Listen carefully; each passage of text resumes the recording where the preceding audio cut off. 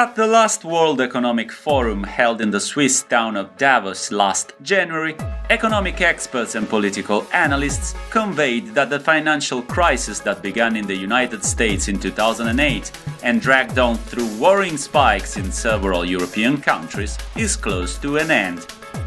However, the Eurozone is still suffering through record unemployment and a bleak economic environment. A way out of the crisis seems to be very distant. In Italy, the socio-political situation is rather alarming. While public debt amounts to over 2 trillion euros, unemployment rate has reached 12%, with almost 4 out of 10 young Italians unemployed, Eurozone's highest rate. Italy's fiscal burden has reached on average 55% of taxpayers' incomes in 2012, ranking first in the world. La situazione che abbiamo di fronte rimane una situazione di grandissima difficoltà. Italy is in a fragile situation that cannot continue. The country's economic situation is still serious after more than a decade of stagnation. We have a huge public debt to deal with and must steer the economy out of recession. Italians are fed up with political games, and I will put all I have to help restore faith in politics. Negligent and slack national and local governments, greedy merchant banks and financial institutions have often been accused of collusion and deemed as the major culprits of the present dramatic situation in Italy. This said, this collusion between public administrations and the financial system would not have been as effective without the tacit support of the media. The reputation of Italian journalists has continually been questioned these days. An increasing number of Italians have lost respect for journalism and lost faith in the news media. Pubblicano quello che vogliono loro. Very often Italian journalists are told by politicians what to do. Perché I giornalisti sono condizionati. Don't trust journalists. They are strongly influenced by politicians. Io solitamente leggo un po' di... I don't trust journalists much. I tend to often double-check what they say. When you talk about a value crisis, it's the roots of this dysfunctional political and communication and consequentially media system. And of course, when, as it's sometimes referred to, the tsunami, the tidal wave of the financial crisis hit such a fragile structure, it had a very deep impact on not just business, not just jobs, but also the media, the quality of information in this country. C'è una crisi, del mondo dell'editoria dovunque. Controversial issues of public importance should be presented by our mainstream media in a more equitable and balanced way, but unfortunately, media in Italy are not at the service of the citizens. Journalists have stopped investigating on issues involving the dominant powers that be. According to those who are critical of the current media system, the intertwining between politics and journalists is one of the dysfunctions of Italian journalism. They see Italy as a country where journalism is completely tied to power, where every journalist has been accepted because of a politician's recommendation, and to that politician, in one way or another, that journalist has to respond. The link between politics and journalism is beyond dispute. A simple fact can illustrate the situation. The high number of national press agencies present in Italy is the best proof to the fact. While other European countries have 1 or 2 press agencies each, in Italy we have 10 of them, and they all receive public funding. The amount of declarations by politicians' statements published by such agencies cannot go unnoticed. These news stories often include remarks that could be easily scrapped. All 945 members of parliament in Italy have the right to start up their own political newspaper or magazine in which they can publish their opinions and inform the public about their parliamentary activity. Each of these publications would be entitled to receive public funding as a right designated for Member of Parliament in order to communicate with the society. Ma I fondi che ricevevano I grandi giornali. Well, yes, we're among those newspapers that receive public subsidies, but even the most famous Italian daily newspapers, such as Corriere della Sera and La Repubblica, commercial newspapers, receive indirect public subsidies. Like in other Western countries, in Italy there are significant public subsidies for the press. Since 1987, Italian party-affiliated organs, privately owned newspapers and magazines have received over 1 billion euros of public money. However, Italy's public subsidies system greatly differs from those in countries such as France, Germany, the United Kingdom and the United States. To create a paper with party affiliation, it is sufficient to have the support of just 2 parliament members. This system allowed the flourish of inexistent newspapers that are impossible to find at the newsstands. Furthermore, a 2001 reform introduced by former Premier Silvio Berlusconi gives the possibility to publishing companies of transforming themselves into cooperatives, thereby giving them access to subsidies. For example, in 2003, the pro-Berlusconi newspaper Libero officially became the party organ of the Movimento Monarchico Italiano, the Italian royal movement, although it has no parliament representation. This enabled it to benefit from over 5 million euros of state subsidies. Furthermore, Libero was later transformed into a cooperative, receiving over 40 million euros in public funds between 2003 and 2009. Finanziamento pubblico ai giornali. Subsidies are now viewed as a wasteful abuse of taxpayers' money to support a declining industry with limited readership. Recently, there have been significant subsidy cuts to private-owned newspapers, and only party organs keep receiving public funds. Will newspapers be able to survive? The Italian press received subsidies for about 120 million euros in 2012, plus the so-called indirect subsidies, such as VAT waivers on copies sold by subscription and reduced postal delivery costs and telephone rates. Despite the great amount of public funds granted to the written press, there are far less print media readers in Italy in comparison to other European countries.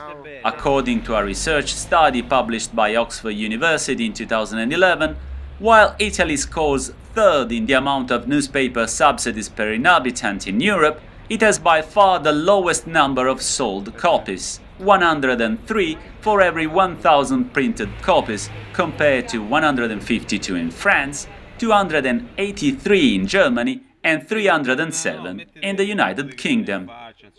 This means that many papers relying on public subsidies do not try to sell more copies nor improve their distribution.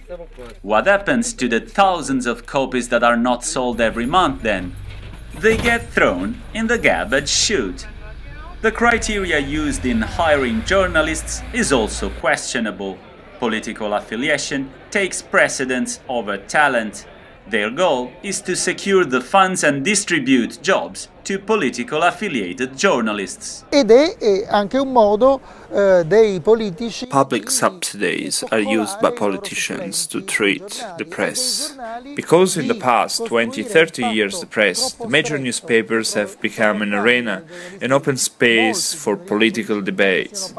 Politicians see political journalists as their deputies. I found it unacceptable that journalists have become far too close with politicians, and that investigative journalism has practically died in Italy. After decades of mollycoddling and welfarism by the Italian state, last year the late technocratic government led by Mario Monti introduced cuts in public subsidies for the press, with budget allocations dropping from 170 million in 2012 to 53 million euros in 2013. As a result, up to 100 newspapers and magazines titles in Italy are facing closure. In general, state subsidies can have positive impact on the news industry as they safeguard media pluralism and can help newspapers through difficult times. On the other hand, dependence on state support poses clear freedom of the press-related questions, as the line between financing and influencing can be very thin, and it risks affecting the system by altering the market balance in comparison to newspapers, which rely entirely on advertising and readership revenues. The only Italian newspaper known for being independent is Il Fatto Quotidiano, a daily created in September 2009. On its front page and on its website, Il Fatto swanks that it is the only Italian newspaper not receiving state funds and claiming to be truly independent. So far, Il Fatto has been extremely critical of Silvio Berlusconi's party, but also of left-wing politicians, thus proving to be free of constraints.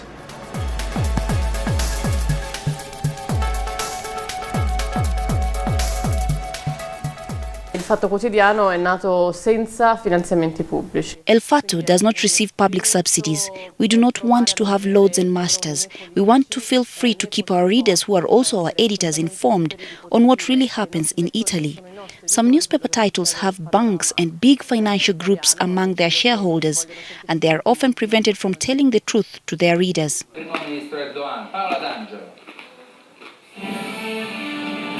It comes as no surprise that in a country where about half of the households do not have a fast internet connection, ranking 22nd in the Eurozone for internet penetration rate, and only 20% of citizens read newspapers and magazines, television plays a dominant role. Rai State Television and Silvio Berlusconi-owned Mediaset commercial channels dominate Italy's TV market and are a powerful political tool. 80% of the population is said to rely on television for its daily news, the highest percentage in the European Union. Un po' dalla TV. I keep myself informed by watching TV and listening to the radio, but mostly I follow TV news. I follow the news on TV and newspapers. TV is more direct, so... Rai State Television and Radio Service has also long been controlled by Italian politicians. As a rule, the political party in power has more say over what is or is not transmitted by the public broadcaster. A specific term, the word lottizzazione, exists to designate the interrelationship between Rai and the party system. It refers to the sharing of positions of power on the part of political parties within Rai.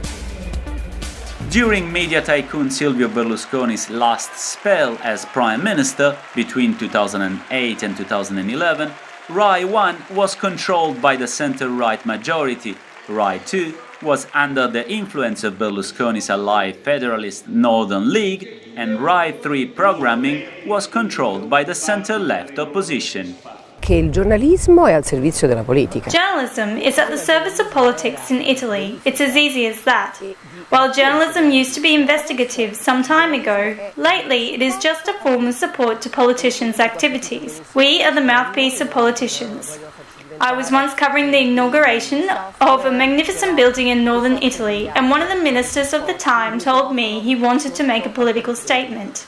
I replied that I had to check if he could with my superior. But the minister's spokesperson warned me, let the minister do the declaration, it will be aired anyway. Ties with politicians are not the only deficiency affecting Italian journalism. There is another form of control that many regard even more threatening to media independence and pluralism. Very often, Italian major media groups have an evident conflict of interest, as their shareholders include different banks, insurance and industrial companies that many believe can set the agenda of the newsrooms. The most evident example of such conflicts of interest is Silvio Berlusconi and his media empire. Almost half the jobs in the sector are in the gift of one company, Silvio Berlusconi's Mediaset. The truth is half of them are working for him and the other half think they might work for him one day. Berlusconi's main company, Mediaset, operates 3 national television channels covering half of the national television sector. His group employs about 6,000 people. Berlusconi is also the owner of Italy's biggest publishing company, Mondadori, and Italy's biggest advertising company, Publitalia. Great concern has been often expressed over the concentration of media ownership in his hands. The media magnate served as prime minister 3 times for a total of about 10 years between 1994 and 2011, exerting tight control over both public broadcaster Rai and its channels, and creating a de facto media monopoly in the Eurozone's 3rd largest economy. But then we go beyond Berlusconi, and the rest is pretty weak too in terms of guaranteeing pluralism and the advantages of pluralism. And Italy is extremely low in the rankings of freedom of the press. Indeed, the 76-year-old media tycoon is just the tip, a big tip, of a gigantic iceberg. Conflicts of interest concern all major Italian media groups and news organizations, including RCS, L'Espresso Editorial Group, Fininvest, Caltagirone Editore, and many others. RCS is one of the major media corporations in Italy. It controls several newspapers such as Il Corriere della Sera, that averages almost 3 million readers daily, La Gazzetta dello Sport, 4.2 million readers, and the free newspaper City. The major shareholders of RCS include banks such as Mediobanca SpA and Intesa San Paolo Bank SpA, as well as industrial companies such as Italy's major car maker Fiat and the world's 5th largest tire manufacturer Pirelli. Did the fact that RCS is owned partly by Fiat make Il Corriere della Sera less objective on whatever issue concerning the famous car company?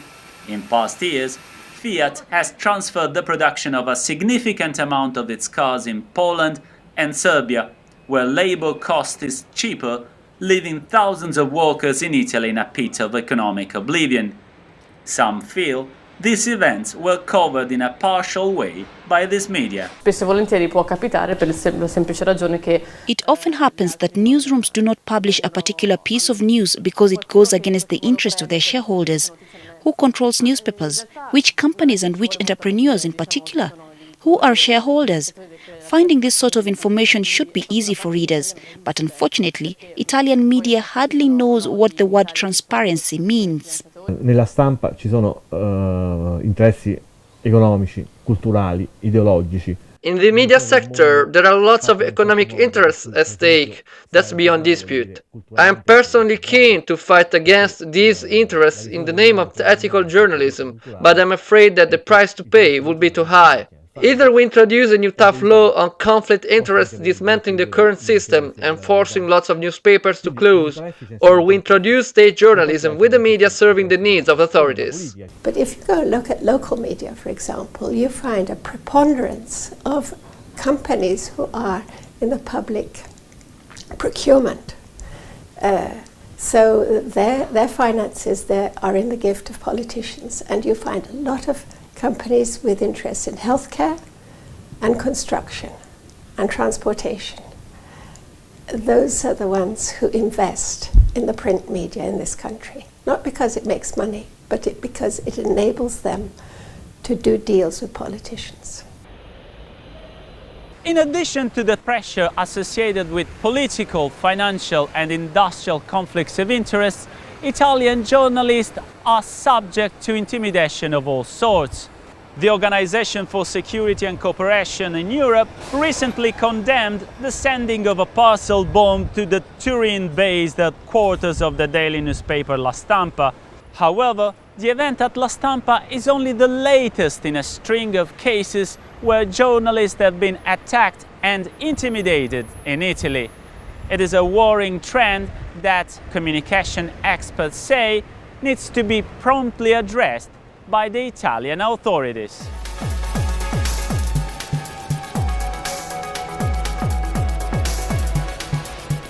In the 2013 World Freedom Press Index, Italy ranks 57th, trailing Hungary, a state that in recent years has introduced a series of controversial media legislative measures and that has been often accused of serious violation of media freedom of expression. Reporters Without Borders, the France-based international NGO that annually compiles and publishes the Press Freedom Index, explained that Italy's poor ranking is due to the fact that the country has failed to address the issue of its media freedom violation, and above all, because of a lack of political will. Business, economic and political interests within the press favor censorship, thus destroying press freedom, Reporters Without Borders said. If you choose to report on certain sensitive issues, you will have to deal with the consequences of your choice. What is the legislator waiting for to intervene? This situation suits all political parties and social partners. However, nobody has ever done anything. Le inchieste sono sempre più che mai penalizzate. The level of intimidation Italy's press is submitted to has skyrocketed, and as a consequence, nobody does investigative journalism anymore in our country. Personally, I have been lucky enough to work as a journalist in the fashion sector, a sector that politics regard as non-sensitive. Journalists are not only exposed to threats coming from various interest groups, but also from organized crime. Reporters Without Borders and other organizations that promote freedom of the press have recently warned of the grip of mafia gangs on the media, which it says forces many journalists to tread warily. Italian journalists have been targeted by the mafia for more than 45 years in their efforts to expose the syndicate's criminal activities. Investigative journalism cost the lives of 9 journalists in past decades. The permanent anti-mafia observatory Oxygen for Information recorded over 1,300 cases of Italian journalists who live and work under threat since 2006. Mafia, Camorra and other organized criminal groups in more general terms have deeply affected Italian journalism.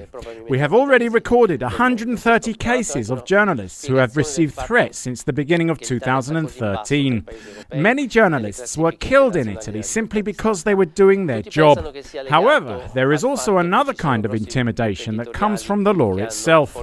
In Italy, a journalist can be jailed for expressing his opinions. Defamation has yet to be decriminalized. A journalist who is being sued often lives in fear for a long time. The trial can last for over 10 years, and the newspapers are too fragile to protect them. Il problema vero è che ci sono tutta una serie di The most worrying problem in Italy is that libel suits are used to pressurize the media, and our parliament does nothing to change the situation. Our newspaper, which relies mostly on the number of sold copies only, has to deal with dozens of multi-million libel suits. That is how they try to stop us. And yes, it is unbelievable that journalists in Italy face jail time if they do not correct the content deemed detrimental to a person's image.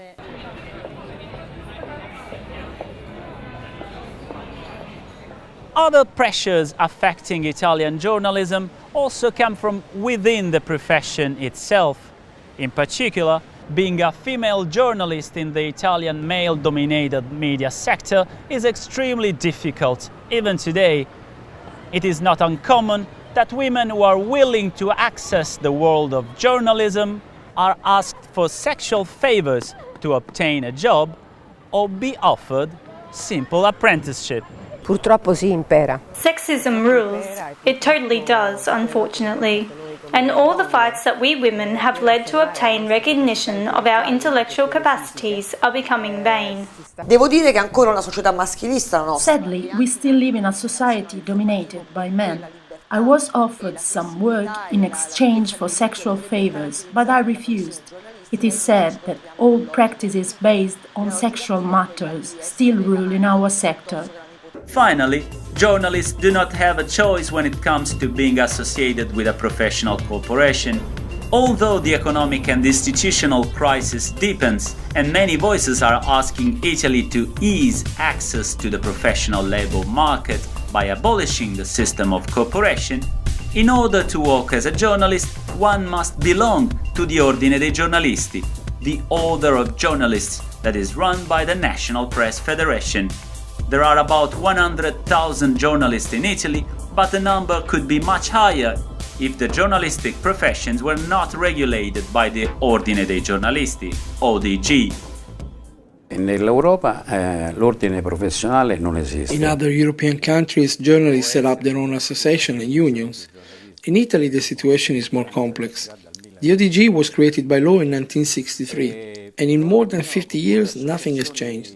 Although many criticize the ODG, journalists still want it because most Italians are in favor of a state of safety net that helps them when they are in troubles. It must be said that unemployment subsidies and other welfare benefits apply only to professional journalists. Grazie. Independent, effective and transparent journalism is the fundamental ingredient for a healthy democracy and a functioning society.